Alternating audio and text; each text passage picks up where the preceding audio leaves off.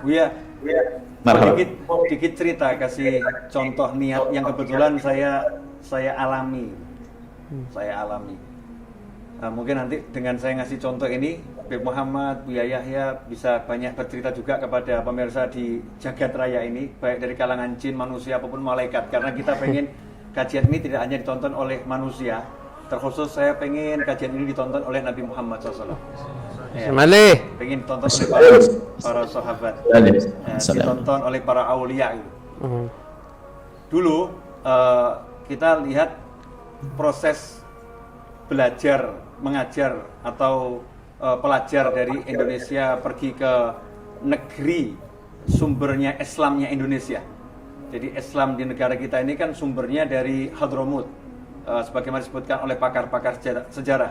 Dari Hadramut beliau-beliau berdagang dan berdakwah sehingga sampai Indonesia ini mayoritas memeluk agama Islam.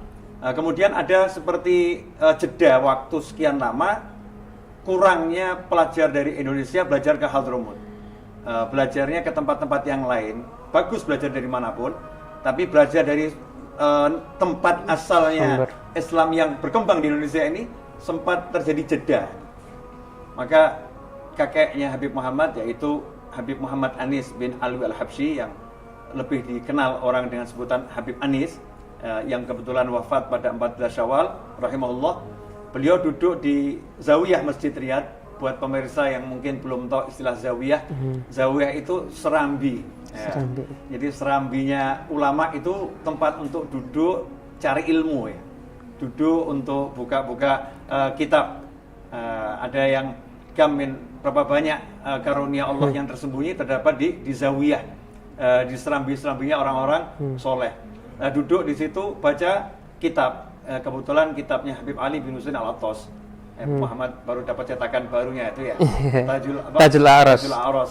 Baca kitab tersebut sampai khatam. Kemudian Habib Anis ngomong begini. Ini kita sudah baca sejarahnya orang-orang soleh ini, udah kita baca, udah kita pelajari, alhamdulillah khatam. Nah, sekarang saatnya kita datangi beliau-beliau ini yang sudah meninggal, kita datangi ke makamnya, kita ziarah, kemudian kita cari anak keturunannya yang masih ada, kita sambung silaturahim. Ya, kita harus berangkat ke Hadramut ini. Nah, saya pengen, kata Habib Anis saat itu, saya pengen ke Hadramut untuk cari satu anak muda. Saya mau cari satu anak muda yang anak muda tadi alim, ya, soleh dan ahli ceramah. Karena tidak semua orang alim bisa ceramah, ngajar bisa, tapi ceramah nggak ahli gitu. Jadi yang alim, soleh, muda, ahli ceramah, yang pinter ceramah. Mau saya bawa ke Indonesia, mau saya kelilingkan, biar nanti umat Islam di Indonesia bisa melihat ilmunya ulama-ulama Hadramut.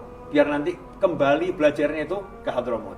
Subhanallah, berangkatlah rombongan besar setelah mungkin sekian ratus tahun, nggak ada rombongan sebanyak itu yang berangkat ke Hadramut untuk ziarah. Berangkatlah Habib Anis bersama rombongan. Disitulah bertemu dengan Habib Umar bin Muhammad bin Salim bin Hafid. Beliau saat itu masih sangat muda. Singkat cerita, akhirnya dibawa ke Solo, kemudian dikelilingkan ke beberapa pesantren di Jawa Timur dan pesantren yang lain. Singkat cerita, akhirnya bawa murid ke Hadramut, hingga sekarang ada Darul Mustafa, dan nyambung umat Islam itu betul-betul dari Hadramut ke Indonesia, Indonesia Hadramut, Hadramut Indonesia, Indonesia Hadramut, sampai sekarang kita lihat sangat banyak pelajar yang belajar di Hadramut, baik di Darul Mustafa, di Rubatarim, kemudian di Al-Ahqaf dan lain sebagainya. Itu merupakan salah satu hasil niat dari almarhum Habib Muhammad Anis bin Alwi Al-Habsyi.